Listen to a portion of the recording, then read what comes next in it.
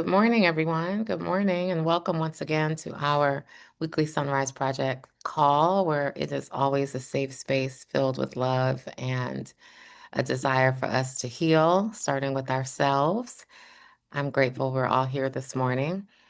God grant me the serenity to accept the things I cannot change, the courage to change the things I can, and the wisdom to know the difference.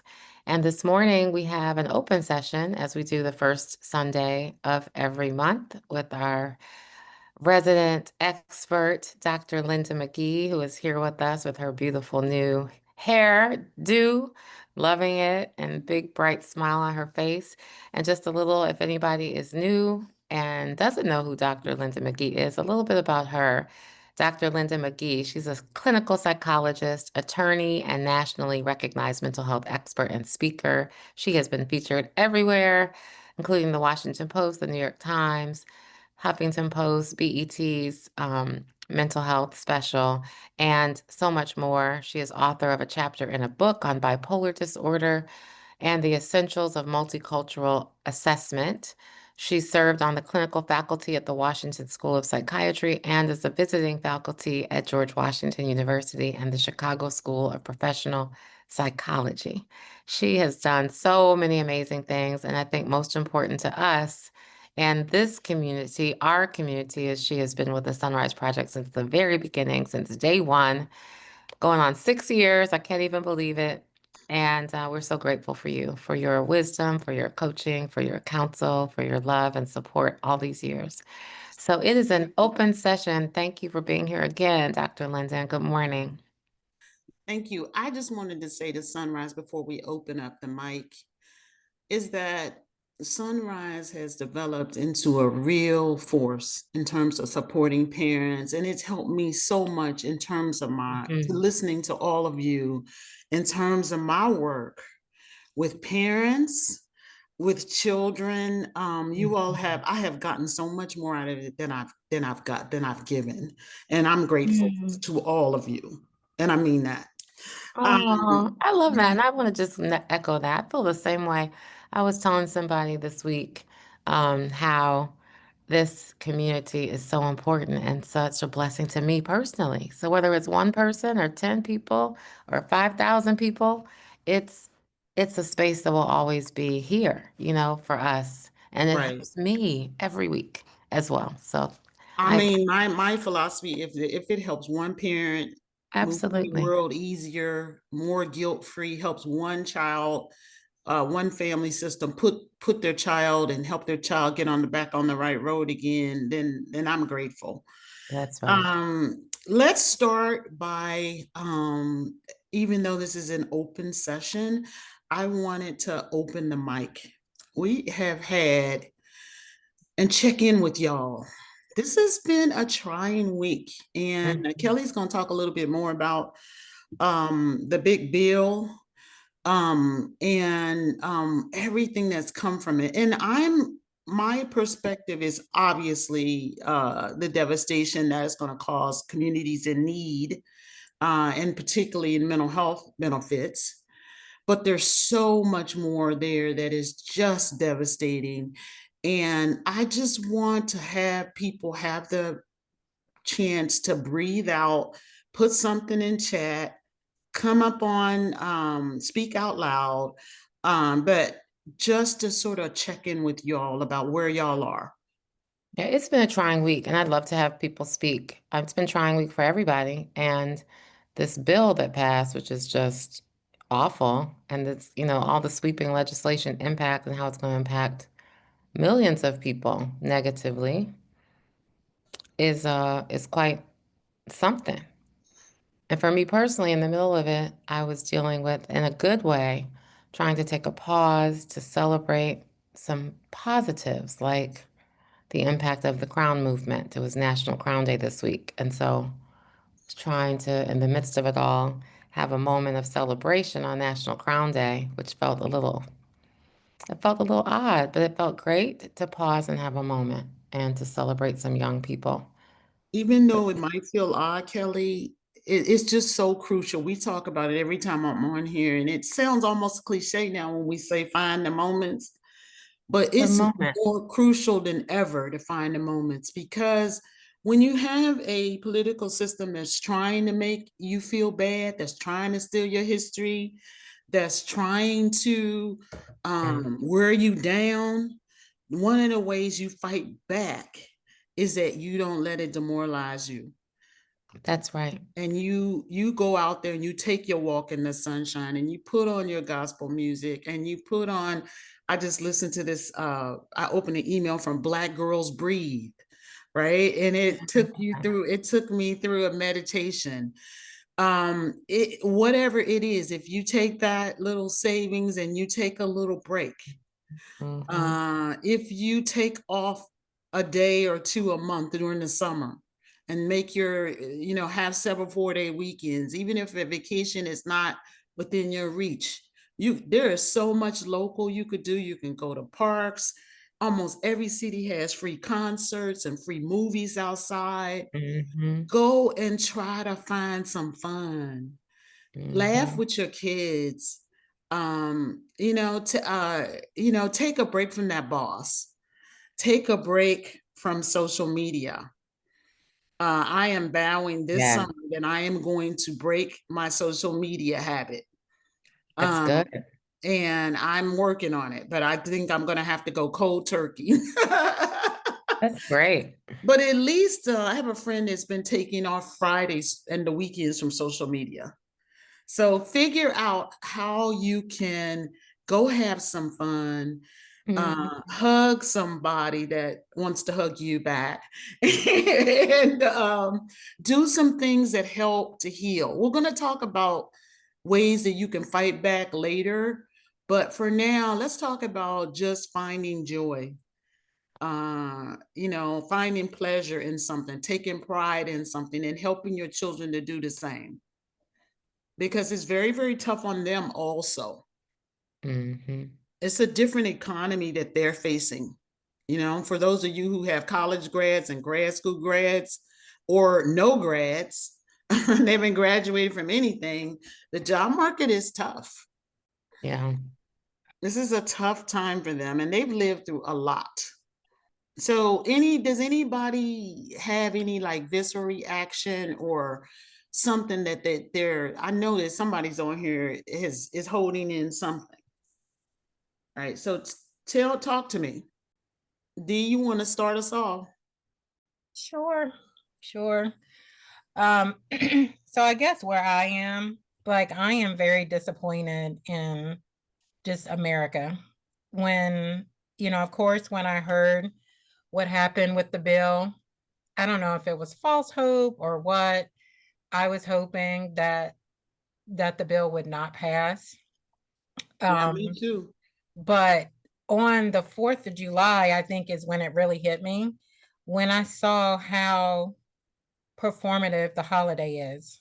Mm-hmm. People were celebrating the 4th of July, which is supposed to, I guess, celebrate freedom without fully understanding that we are not free. We are free to cook hot dogs and hamburgers, Right. but freedom, comes with those things that we, take for granted, the freedom of speech, the freedom, when I think about the president taking away habeas corpus, Mm-hmm. the freedom to, a just trial, just all of those things. And the 4th of July just went off as if nothing had happened the day before. Right. And Americans have just become so complicit with everything. And I sat with myself, either you can lean in or ignore it. And of course, Linda, I'm more on the lean in side, like what can Mm-hmm. be done Oh, to absolutely. at I mean, least there's that. educate people. But people have really taken a stance of, for the sake of protecting their own peace, just kind of ignoring it and waiting for Right. things to play out. But Right. we can't do that. Right. Elections are coming up. Right. Florida just recently changed their election cycle. I don't know if you saw that. I Um, did. and, it's just terrible. These moves are being made right up under our nose. And as Americans, we're just going on trying to wait it out.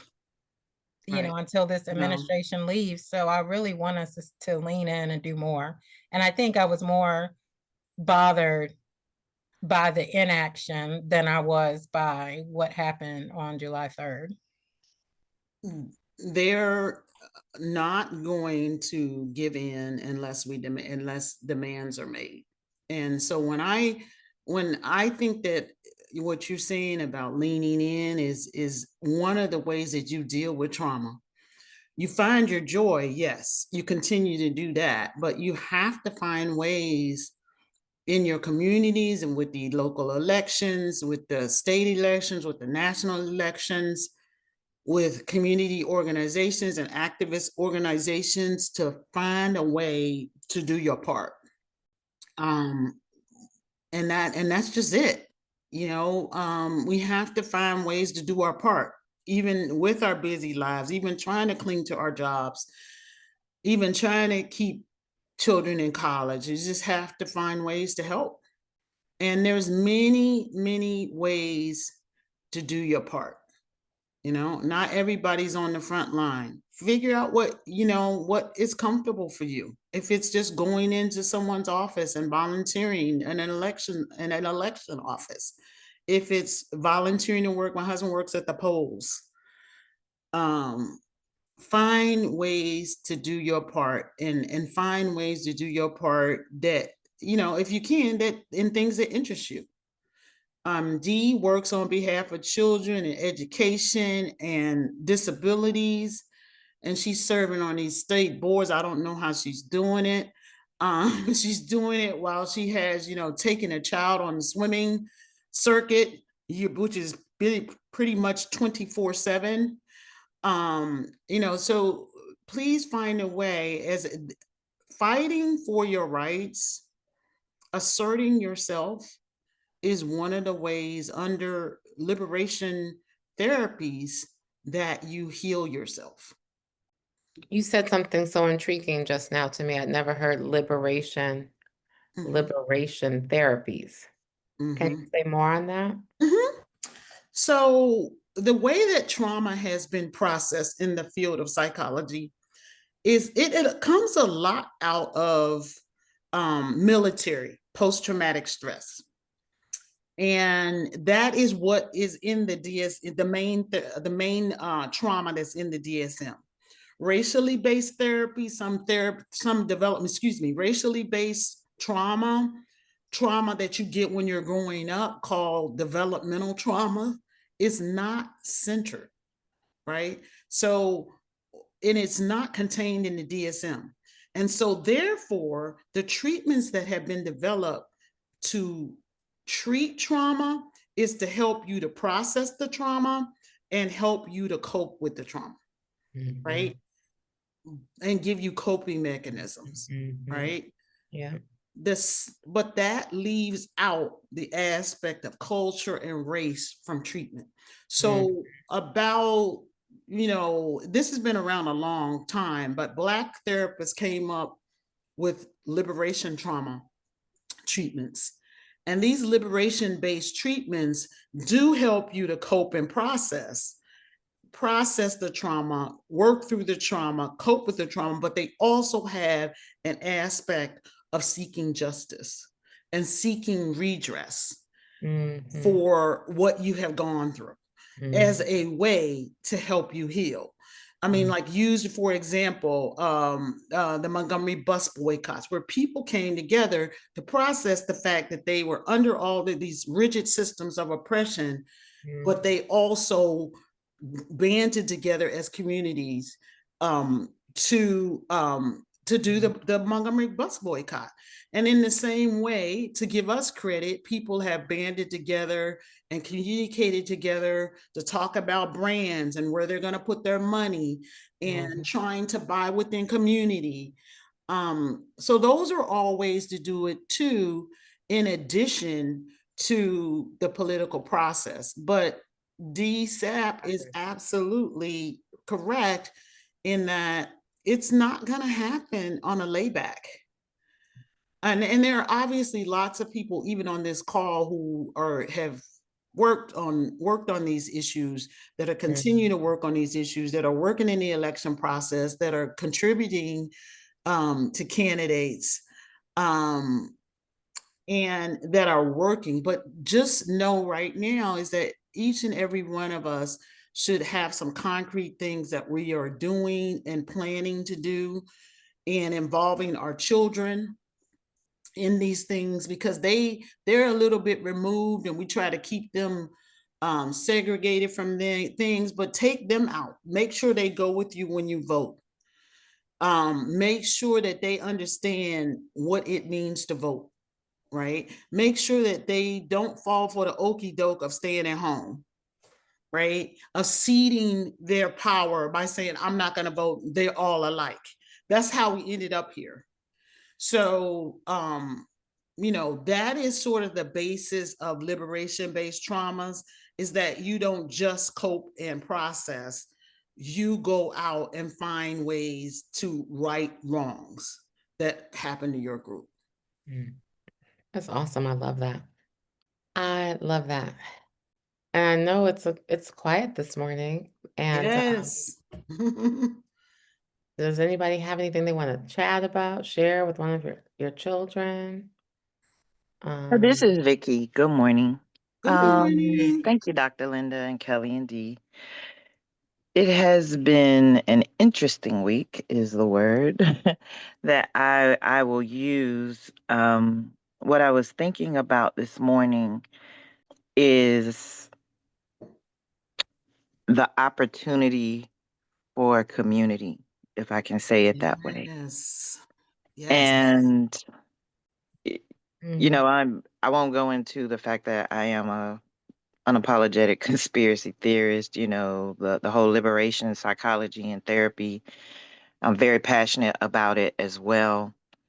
Um, and for me, when things like this happen, I lean into, what did my ancestors do? How did my grandparents and great grandparents survive? What is the opportunity for community to create solutions in spite of the Mm-hmm. tactics of subversion that are going on? So I just wanted to introduce, and I'm aware of it without being absorbed by it. And I take that opportunity again just to say, how can I support? Like, is it within my family structure? Mm-hmm. Yes. My church? Yes. My community, my sorority? Yes. And so I'd like to just chat about a little bit, Dr. Linda, if you have some recommendations Mm-hmm. about how we can begin to take steps to create solutions, right? Mm-hmm. Sharing wellness labs, I do Mm-hmm. sound healing and other things. Mm-hmm. So just to give us hope, because hope deferred makes the heart sick. And those of us who, like Dee, me, you, Kelly, who are on the front lines, it's an opportunity for us to provide hope to Right. people who are becoming demoralized and feeling destabilized by what's happening, and then ultimately numb. Right. So I just wanted to introduce that into the conversation, and I'm allowing my anger and disappointment to really fuel me in the direction of educating my family members, people I'm in relationships with, and then saying, hey, we got to prepare. Because when it's time to produce, we won't have time to prepare. Right. I.e., that horrible flood in Texas, right? And all those people Yes. who lost their lives. Well, that's the result of some choices that were made early on in this recent administration. So, can we talk about that? I'm going to be quiet, but that's what's on my heart today, No, is to thank provide you. hope so that we don't become heartsick and then Right. vulnerable unnecessarily. One of the things that I can share personally, was I had been talking to Kelly about doing a podcast on mental health across cultures for a long time. And it just so happened to coincide with this administration. And one of the things that makes me feel really good is that I'm still talking about culture and multiculturalism. And it feels like I'm doing something more than just starting a psychology based podcast.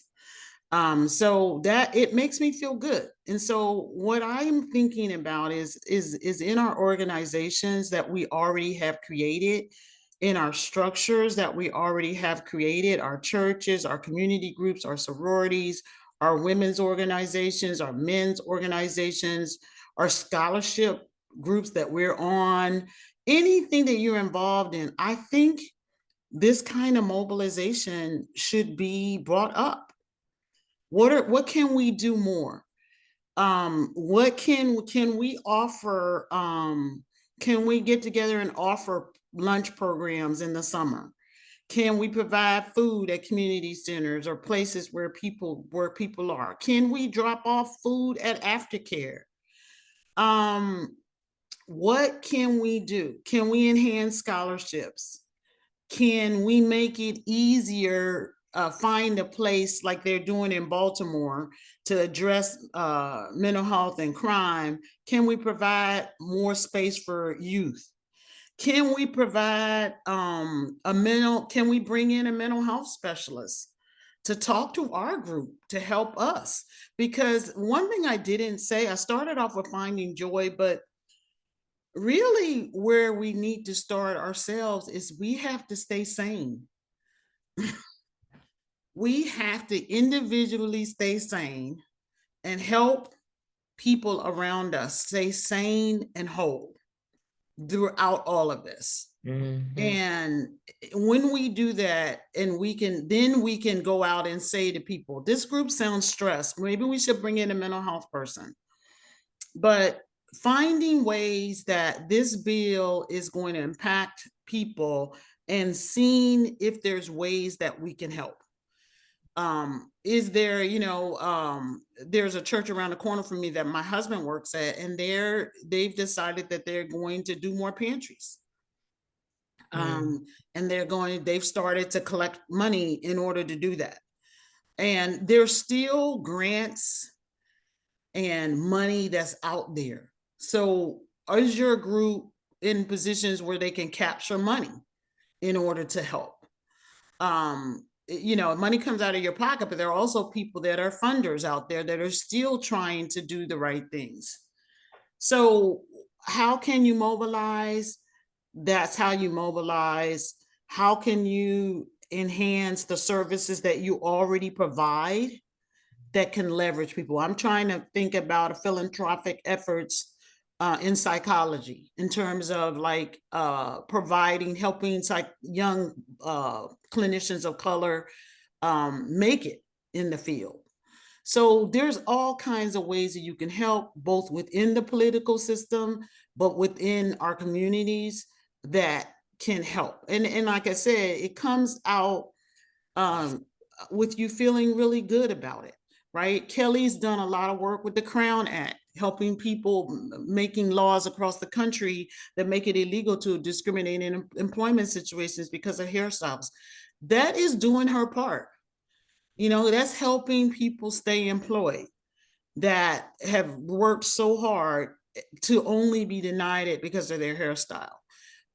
So there are many, many ways that you can help in our community. It just takes a small commitment, to say that you are gonna set aside 3 or 4 hours a month as a start. I always say, when you're goal setting, when you're trying to do something, start small. So those are some of my ideas. Kelli and Dee, I don't know if you have any other ideas, but I'd be happy to hear them, or anyone else on the call. I love the idea of doing our part. I think doing our part, and I think there's organizations that are looking for help, like Reverend Siobhan's National Council of Negro Women. She's always talking about, how do I connect to younger people so that we really can galvanize and be fighters like our ancestors, who were really warriors. But what does that look like now? What does the National Council of Negro Women look like now? Well, after the Dorothy Height days, Dr. Dorothy Height, how can young people be galvanized and excited about voting and making change, et cetera? So I would say things like those organizations, and there are tons of them. That's just one example. I think my challenge is how to take on one more thing, if I'm honest, with everything that's going on and just trying to survive. Mm-hmm. That's the same part, right? Right. And Yeah. so trying to survive, and Kyle called this morning with this, he called this morning from Colorado, and it was just super depressing. And I'm sitting here like trying to get through this call right now. Right. And it's like I have, no energy to go fight something else. I'm trying to keep my son alive. So that's the issue, I think, for Un- many of us, particularly on this call. There's a lot of Understanding, children that are right. in crisis. Understanding that there is a time when you can do and sometimes you can't do. Some Mhm. days some months you just have to get to the next day. That's And right. that was the part when I was talking about the sane part, is Mhm. that you have to be able to put one foot in front of the other yourself. And if you can't, if you're not in the position right now to do that, or it's very difficult, Right. then you have to take some space. That's right. I've done that the last year to try to work on my health, to get healthy. Mhm. And You have. It really, shows. it is really hard to do because I saw so much happening in the last year that I wanted to be a part of, and people were asking me to be a part of, and I worked so hard Mhm. in my second career to be a part of, to be at the table, Mhm. but it was the right choice. Yes, And Dr. Vicky says in the chat, reiterating, some days we parents don't have it, and that's okay. that's right. That is okay. Your job is to, when Kelli is sitting there, is to get home today Right. and check out your apartment and just Right. make sure that you have a bed to sleep in, and then really just go to bed, Right. you know? Um, Right. I was sharing with Dr. Linda for everybody. There was a fire in my building, apparently. mhm, And so there's water all in my apartment. So I was like, oh my goodness. I left when I got divorced, left everything. So I just, have a few new things. And so, like, apparently they're all wet and there's water right, everywhere because the sprinklers were off. So I'm like, but I was like, wow. And then I got to a place, well, everybody's fine. Thank God for that. And right. so it's just stuff. So, but to your point, it could be worse. It's just stuff and it's wet and it's gonna be all right. But having said that, I love what you said about giving grace, and I love what Dr. Vicky says. Some days as parents we just have to get through it, and that's okay. And that's right. So thank you for that. Can I Mhm. say something, Mm-hmm. Kelly, just for us all? It is just stuff. And I also want to encourage you though to feel your sadness about what has happened, Mm-hmm. right? We Mm-hmm. know you and see you as our leader, our visionary, and it's just stuff, but it was your stuff. Right.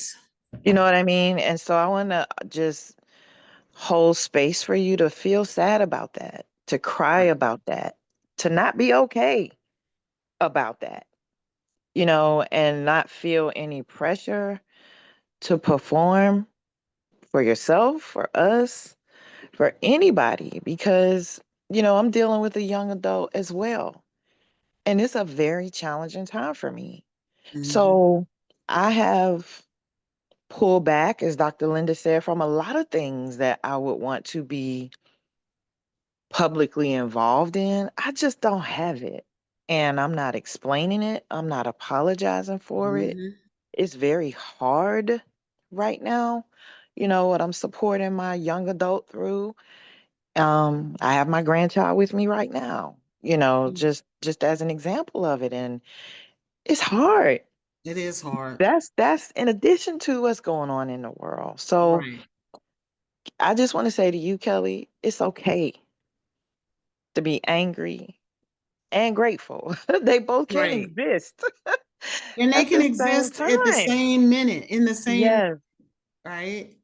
Yeah. You're So I, right. I I just wanted to say that, like, Right.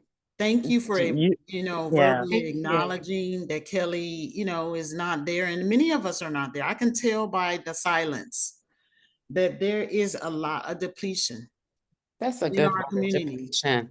That's a good word. Depletion is a good word. It's like you have moments. I've been working in New Orleans all week for clients, which is what an incredible blessing. What an incredible blessing. So I hold that so clearly. And yet I'm physically exhausted. Made a choice to fly back to DC to see Beyonce, which was incredible, but not the best choice for my body. I had to fly back here and perform all day yesterday, like, work.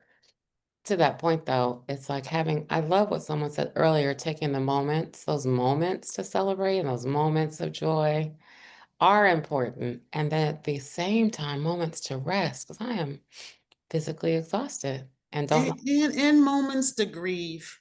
Yeah. That this life where we are raising children of color, it's not an easy life. And I remember talking to a head of school in one of these fancy private schools about my own child. And I just said to him, raising a Black child is one of the toughest assignments you'll ever have. Mm-hmm. And I have one shot. I don't have 9 shots. I don't have a trust fund. I can't protect him. Yeah. And so I want y'all to acknowledge that some of the things that we have to deal with our children are added stressors and burdens, and that we should take the time to allow ourselves to process it. And then with respect to what was being said about Kelli earlier, is in all of us, is that you do find moments of joy, but you also have to acknowledge that sometimes, even though your thing is maybe not the biggest thing in the world, it's Mm-hmm. something to you. And that it's okay to feel sad for losing your material possessions. D, hands up. Yeah, this just another point that that I forgot to make. The first thing that I thought of when I saw the bill had passed, because when you hear about it, people say that it affects all of us. And people really don't understand that. They only look at the financial part of it and they're like, oh, well, if you make over $50,000 a year, you should be fine. If you're not on Medicaid or Medicare, then you should be fine. All the you should be fines. But the first thing that I thought about, and you and Kelli know how difficult this thought was for me. But I'm gonna have to sit down. My husband's traveling, but have a conversation with him when he gets back to see how we can prepare to care for our son long term. Like that's the first thing I thought about. Our son with autism and an intellectual disability. And so this isn't all about our income. Now, with everything else I have going on, there's just, am I going to say no hope? But I have to be realistic about our situation. Right. And so immediately I was like, how am I going to be able to take care of him long term Right. without the supports? And that's the first thing that came. And I think that's the part that's sad, because he wants to be like, he's fiercely independent and doesn't really know his limits, which is great, because that keeps him pushing. But it's not him, it's the world that I really have to worry about now. And just as you said, he's still a Black male, but he also has a disability, and all those Right. services and these laws affect him. So I just encourage people to think about how they could affect you or your loved one, And even people if it's don't, not the surface level. right. These are your friends. Right. The funding for ICE that just went up, they're not just taking criminals.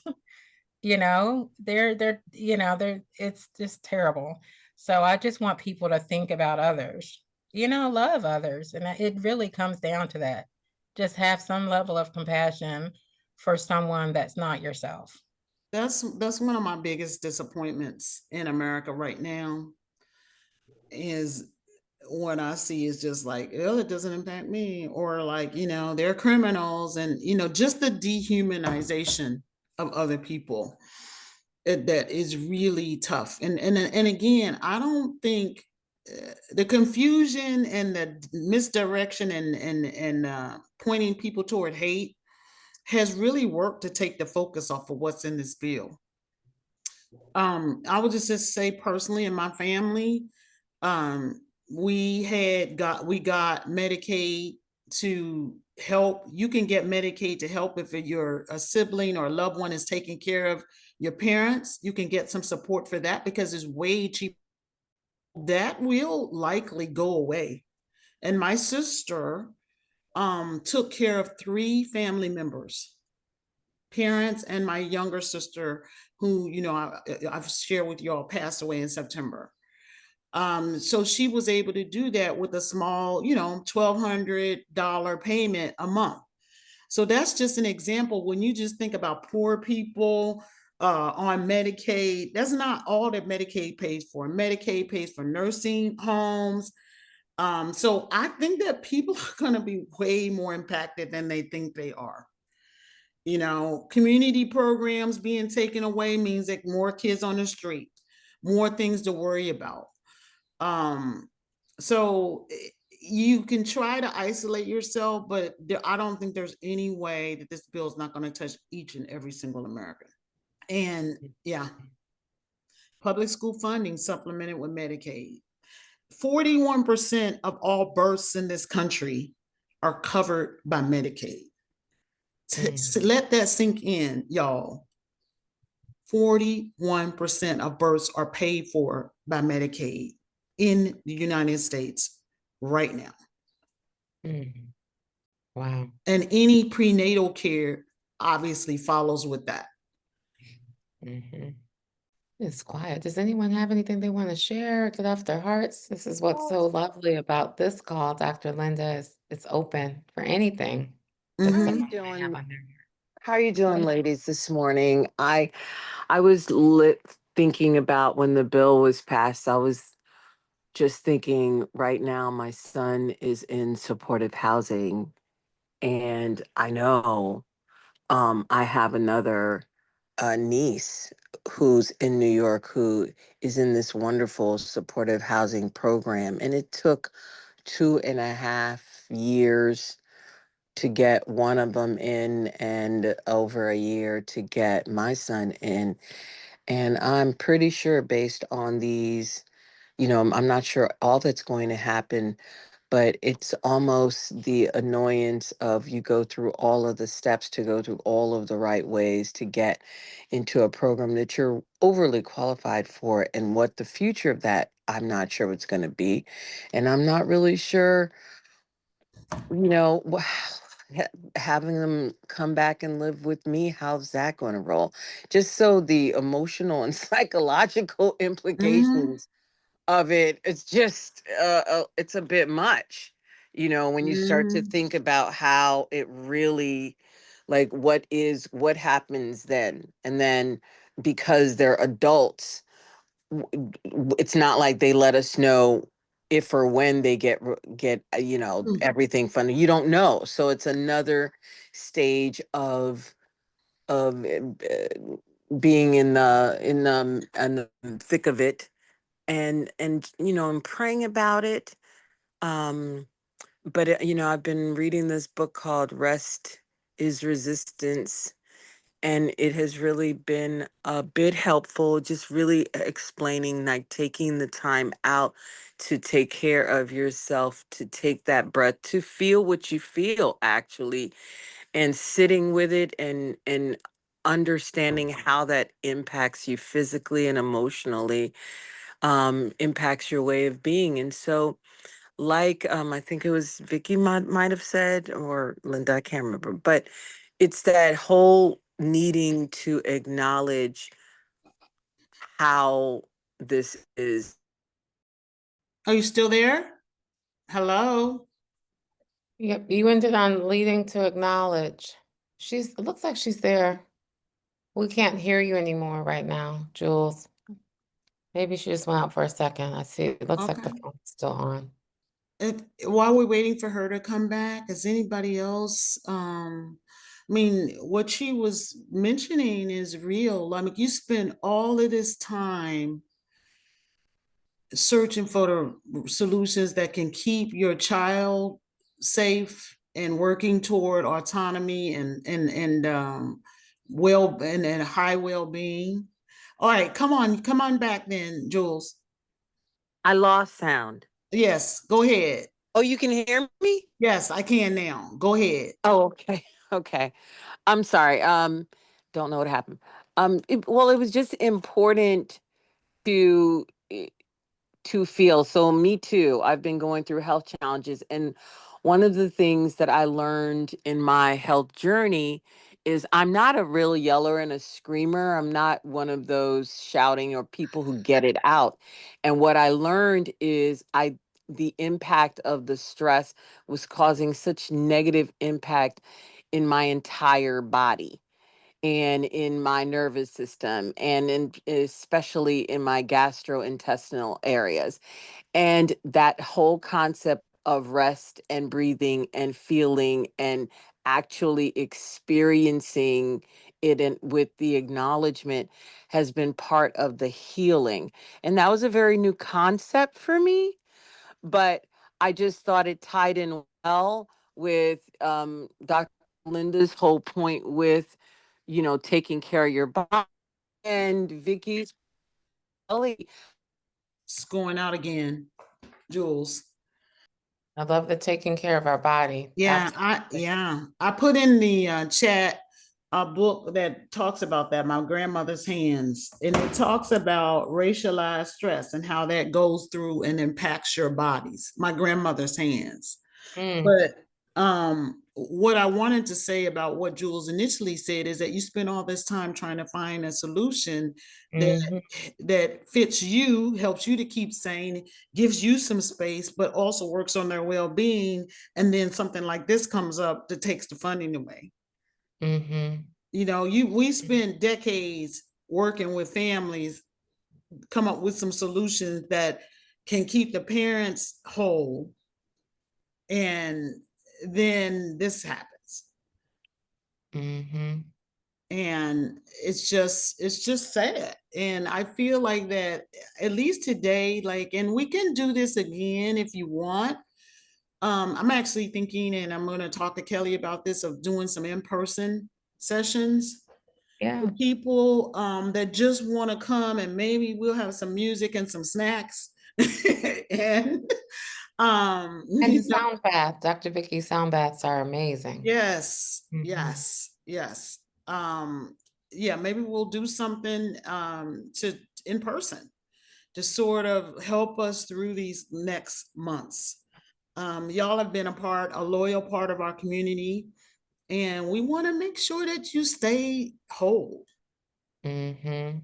And so, you know, Dee, Kelli, and I will talk about this, but I'm definitely willing to do whatever I can in the DMV or within a short car ride. Love it. Thank uh, you. you Yes, we'll know, do that. to support all of you all. Absolutely.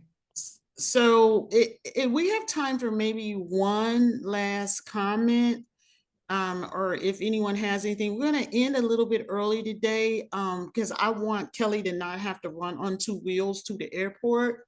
Thank you for I'm that. going to honor that my intention is for her to not always be on two wheels. I'm trying to support that today. So, and if we don't have anything, I definitely think that this was a useful session.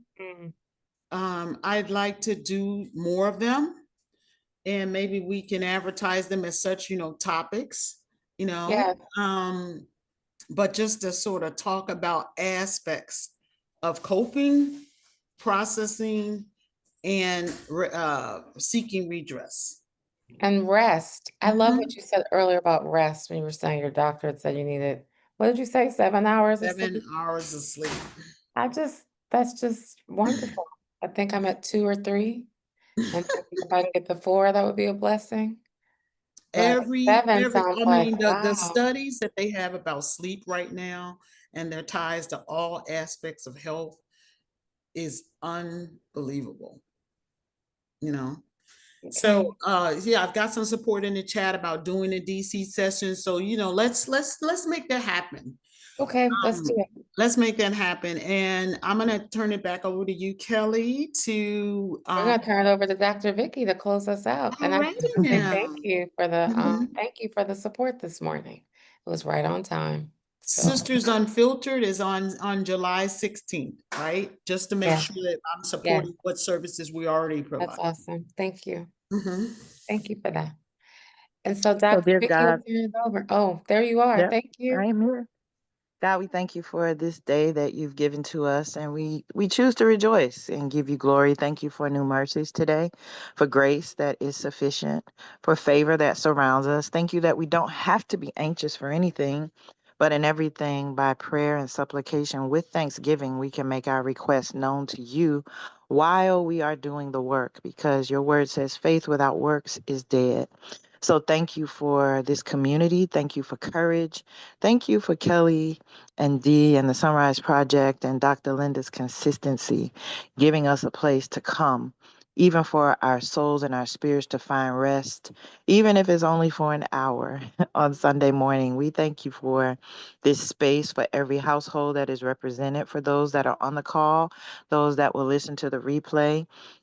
We just are grateful today. And so as we go further into this day, help us to remember to breathe. Help us to be compassionate one toward another, to show kindness, unprovoked kindness, to extend care to our neighbors and our family members. Now, I thank you for traveling mercies as Kelly gets on the road and prepares to travel. Thank you for keeping us whole and well. Thank you for our children, for they are an inheritance from you, and we are just stewards over their lives as gifts. So thank you for wisdom and guidance and support. And even in the midst of what is chaos, what feels like chaos to many, God, we thank you that you are still God and that you've already provided a way for us to get through whatever is coming. So we thank you for protection, for preserving us, for providing for us in the midst of uncertainty. Help us to be certain that we can trust you with all of our heart, lean not to our own understanding. In all of our ways, we will continue to acknowledge you because you promised to direct our paths. Thank you for every open door that you've provided for Dr. Linda, for her voice is necessary for such a time as this. We give you glory for all of these things, even prayers and requests unspoken. We thank you for them because you already know, and we give you glory. In your name we pray. Amen. Have a Amen. powerful day, everyone, and a great week. Amen. Thank you so Go, much. Kelly. Bye. Go. Thank you. I'm going. Good day, everyone. Thank you so much. Bye. Bye.